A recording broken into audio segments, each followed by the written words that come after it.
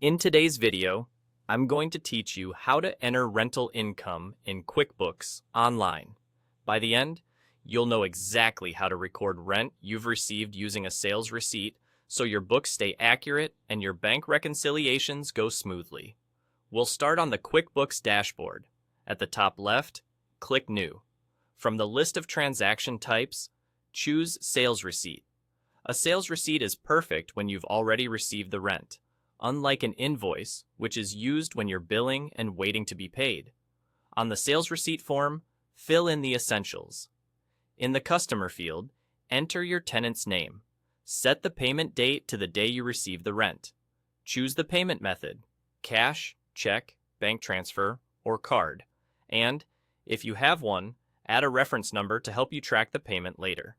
Next, decide where this money should go. In the Deposit to field, you can send it directly to the bank account where the funds landed, or select Undeposited Funds if you plan to group several payments into a single bank deposit. Using undeposited funds is helpful when the bank shows one combined deposit and you want your books to match that exactly. Now categorize the income so your reports are meaningful. Use the product or service line to point the amount to your rental income account. If you already created a specific income account for rent, choose that. If not, select the most appropriate income category you use for rental activity. In the description, note the rental period. For example, April rent for Unit 2A, so it's clear what this payment covers. Enter the amount received, and make sure any tax is turned off if rent isn't taxable in your location. Before saving, give everything a quick review. Confirm the customer, date, amount, payment method, and the deposit to account.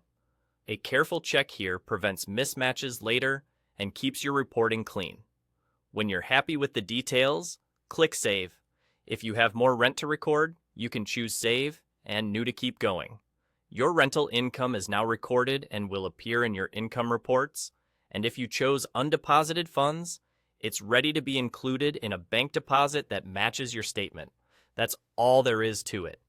You clicked New, selected Sales Receipt, entered the key details, chose how to categorize and where to deposit the funds, and saved. Thanks for watching, and keep your books current so month-end close is painless.